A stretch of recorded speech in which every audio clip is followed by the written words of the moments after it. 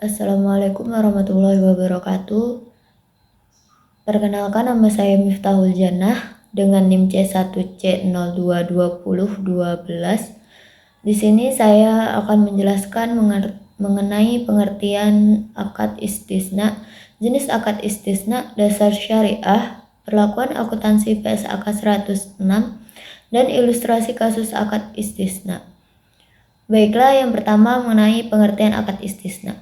Akad istisna adalah akad jual beli yang memesan pembuatan barang tertentu dengan kriteria tertentu yang disepakati antara pemesan, mustasni, dan penjual sahni. Akad ini dapat digunakan untuk berbagai keperluan, termasuk dalam industri manufaktur dan pembangunan infrastruktur. Dasar syariahnya adalah hukum jual beli dalam Islam yang memungkinkan transaksi atas barang yang belum ada atau belum terbuka. Perlakuan akuntansinya atau material proyek. Selanjutnya, jenis akad istisna. Yang pertama, istisna adalah akad jual beli dalam bentuk pemesanan suatu barang dengan spesifikasi tertentu yang disepakati antara kedua belah pihak, yaitu pemesan dan penjual.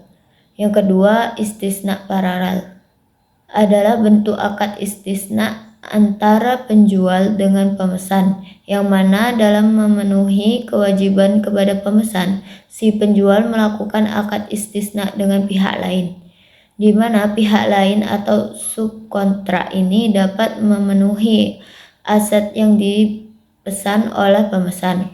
Namun dalam akad istisna paralel ini, akad antara pemesan dengan penjual serta akad antara penjual dengan pemasok harus terpisah. Selanjutnya, dasar syariah. Akad istisna adalah akad yang halal dan didasarkan pada syariat di atas petunjuk Al-Quran, As-Sunnah, dan Ijma' di kalangan muslimin. Yang pertama, Al-Quran.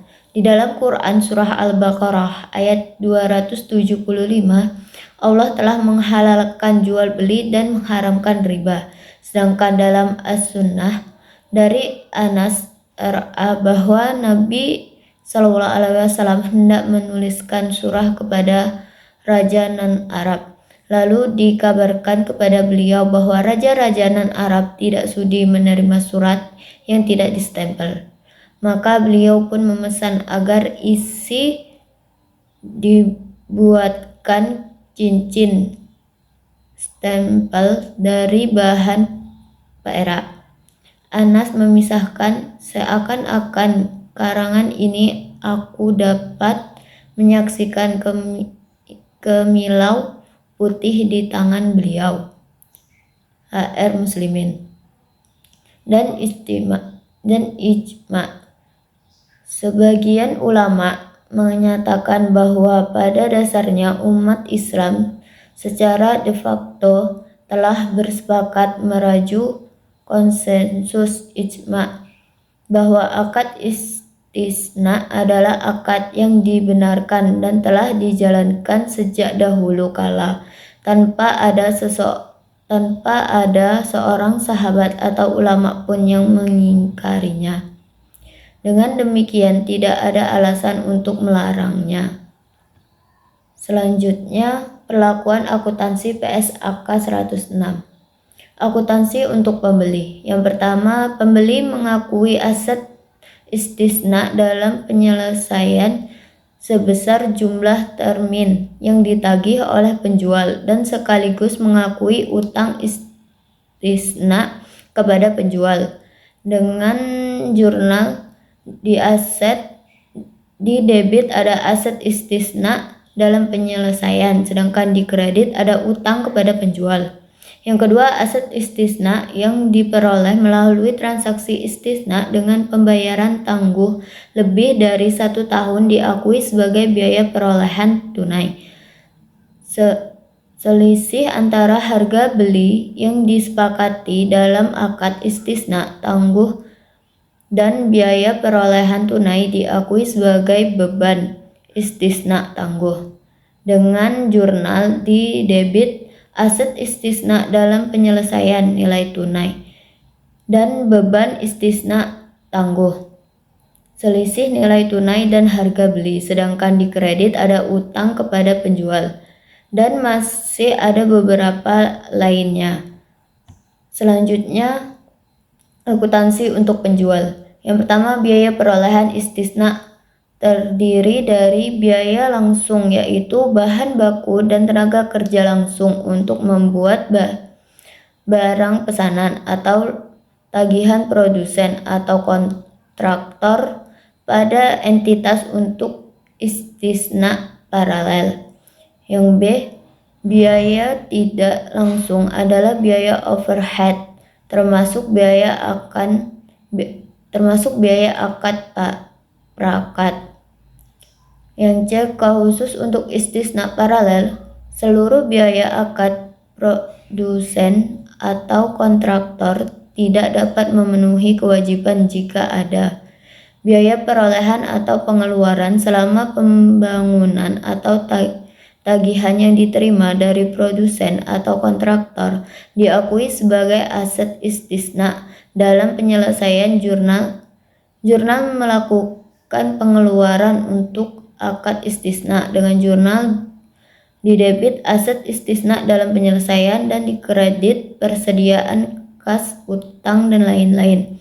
Untuk akun yang dikredit akan tergantung apa yang digunakan oleh perusahaan untuk memenuhi kewajiban akad tersebut. Beban pra-akad diakui sebagai beban tangguhan dan diperhitungkan sebagai biaya istisna jika akad disepakati. Jika akad tidak disepakati, maka biaya tersebut dibebankan pada periode berjalan. Saat dikeluarkan, biaya per akad dicatat. Di debit, biaya pra-akad ditangguhkan. Di kredit, kas. Jika akad disepakati, maka dicatat dengan di debit beban istisna, sedangkan di kredit biaya pra-akad ditangguhkan. Selanjutnya yaitu kasus akad istisna. CV Alam Pandan yang bergerak dalam bidang pembuatan dan penjualan sepatu memperoleh orderan untuk membuat sepatu anak sekolah SMA senilai 60 juta rupiah dan pengajuan permodalan kepada Bank Syariah Telaju. Harga per pasang sepatu yang diajukan adalah Rp85.000 dan pembayarannya diangsur dalam 3 bulan. Harga per pasang sepatu di pasaran sekitar Rp90.000. Dalam hal ini, Bank Syariah Telaju tidak tahu berapa biaya pokok produksi. CV Alam Pandan hanya memberikan keuntungan Rp5.000 per pasang. Untuk keuntungan keseluruhan adalah Rp3.529.412 yang diperoleh dari hitungan Rp60 juta dibagi 85.000 dikalikan 5.000, yaitu Rp3.529.412.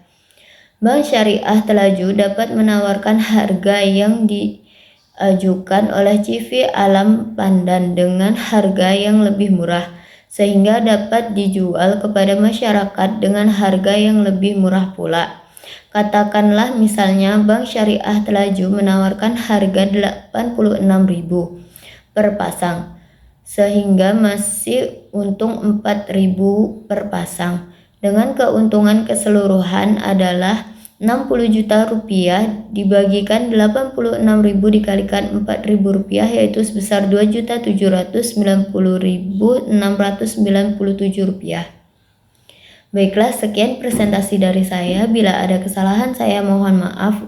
Saya Terima kasih. Wassalamualaikum warahmatullahi wabarakatuh.